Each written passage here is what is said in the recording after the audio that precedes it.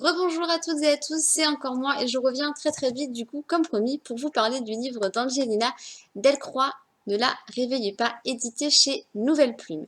Alors je vais me concentrer sur la quatrième de couve parce que j'ai peur de vous spoiler, c'est un livre qu'on peut très vite spoiler. Là nous avons donc un personnage principal, Maxime, qui est un jeune homme de 25 ans qui se rend sur la tombe de sa mère. Et donc c'est lui qui avait découvert son corps un an auparavant.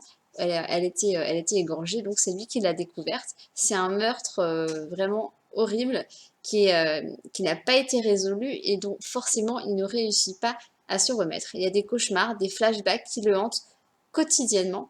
Et un jour, il va donc sur la tombe de sa maman avec une de ses amies, Christelle, et cette dernière va trouver un message gravé sur la plaque 00F14, début du jeu.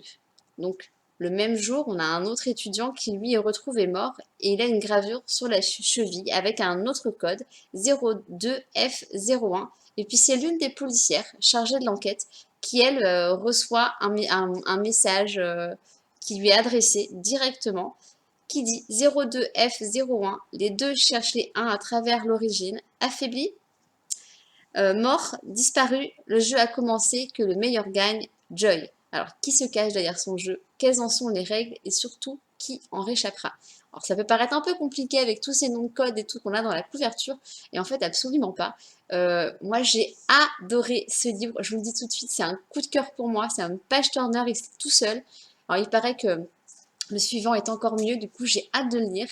Mais là, en fait, ce jeu, il est complètement glauque et moi, c'est ce que j'ai adoré. Finalement, les protagonistes qui, bien malgré eux, sont mis dans ce jeu, n'ont plus d'identité mais deviennent des numéros.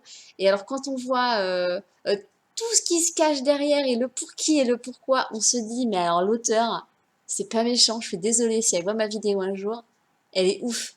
Mais elle est ouf dans le bon sens parce qu'elle a une imagination débordante, hyper noire. Par contre, je préfère prévenir, les meurtres sont quand même sont ardos, hein, c'est hyper crade, mais en même temps, alors, âme sensible, j'ai envie de dire s'abstenir, mais ça serait dommage de passer à côté. Moi, personnellement, qui adore les romans noirs, les thrillers, les huis clos et compagnie, j'ai passé un super moment, et si c'est votre cas, à vous également, eh bien, ne passez surtout pas à côté de ce livre, il est absolument géant, je ne vous dis que ça. Je pense que vous avez compris par rapport à mon enthousiasme que j'ai beaucoup aimé ce livre, donc n'hésitez pas à découvrir. Moi, je trouve que je l'ai même déjà lu trop tard. Je regrette de ne pas l'avoir lu avant. Voilà, et bien ce sera tout pour aujourd'hui. Comme d'habitude, vous likez ma vidéo en cliquant sur le petit point vers le haut et vous partagez la vidéo autour de vous si vous le voulez. Et bien évidemment, vous pouvez vous abonner à ma chaîne si le cœur vous en dit. Et je reviendrai vous parler du dernier livre de Christian Blanchard paru chez Belfond. En attendant, je vous fais des bisous, je vous dis à bientôt et je vous souhaite une très bonne lecture. Salut!